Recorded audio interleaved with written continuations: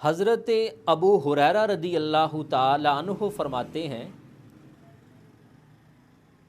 پیارے آقا صلی اللہ تعالی علیہ وسلم کے چلنے کے حوالہ سے، حضور کی رفتار کے حوالہ سے، پیارے آقا علیہ الصلوۃ والسلام کے قدم اٹھانے کے حوالہ سے جناب ابو ہریرہ رضی اللہ تعالیٰ عنہ فرماتے ہیں،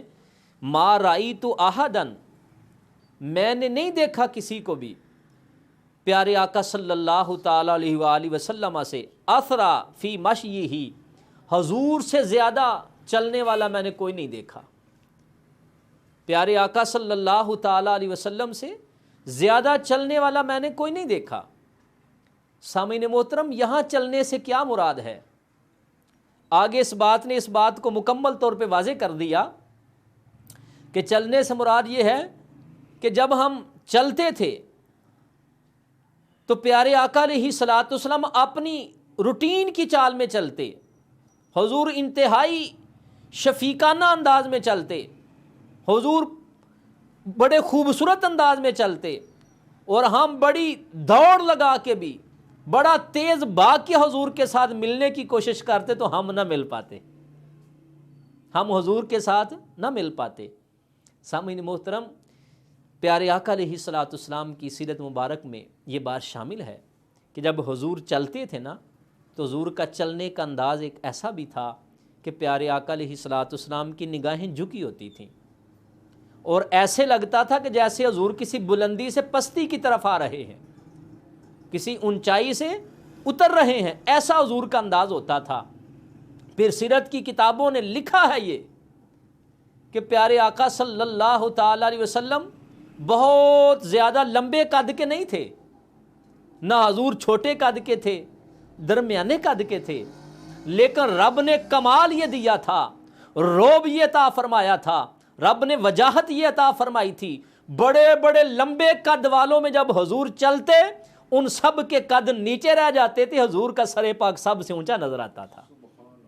رب نے شان یہ عطا فرمائی تھی۔ اور اس کے ساتھ ساتھ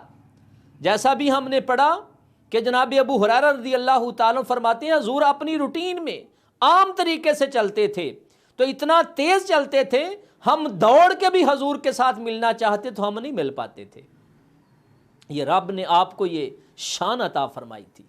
یہ حضور کا ایک خصوصی کرم تھا، اللہ پاک کا آپ پر ایک خصوصی کرم تھا، خصوصی حضور کے یہ خصائص میں سے یہ بات ہے